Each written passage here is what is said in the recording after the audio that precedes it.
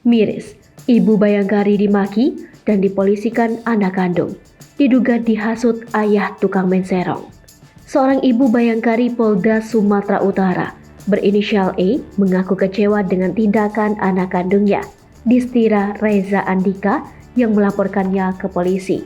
Ia dilaporkan atas dugaan penganiayaan anak kandungnya yang sebenarnya tidak ia lakukan. Menurutnya, dugaan penganiayaan itu terjadi saat ia dikurung di sebuah ruangan di rumah anaknya itu di Jalan Tuasan, Kecamatan Medan Tembung. Saat itu ia mencoba membuka gagang pintu dengan melempar tabung gas melon agar tetangga mendengar.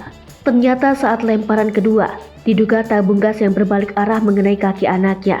Menerangkan, saat kejadian anaknya itu berlaku kurang ajar. Distira Reza Andika disebut memaki-maki wanita yang mengandungnya selama 9 bulan tersebut dengan kata-kata tak pantas.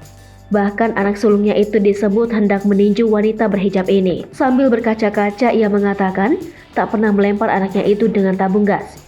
Bahkan tak pernah terpikirkan olehnya untuk melukai anak lelakinya itu.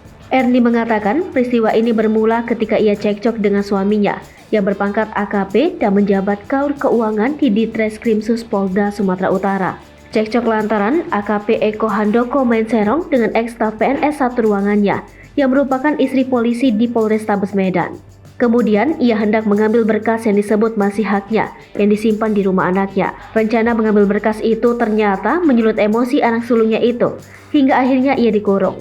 Ia nyaris dikurung semalaman karena anaknya itu melarang ibunya keluar membawa berkas, sampai antara anak dan ibu ini terlibat cekcok. Anaknya itu disebut memaki dan hendak memukul. Ernie menyebut, anaknya kemudian membuat laporan ke Polda Sumatera Utara setelah dirinya melaporkan suami lebih dulu ke polisi lantaran dugaan KDRT. Laporan itu pun diduga karena anaknya itu tidak terima ayahnya dilaporkan dan diduga dihasut oleh AKP Eko Handoko. EL berharap hati anak kandungnya itu terbuka dan sadar apa yang ia lakukan terhadap wanita yang telah mengandung dan melahirkannya. Ia mengingatkan, sebagai anak lelaki surga tetap berada di telapak kaki ibunya. Meski demikian, ia mengaku telah memaafkan anaknya tersebut.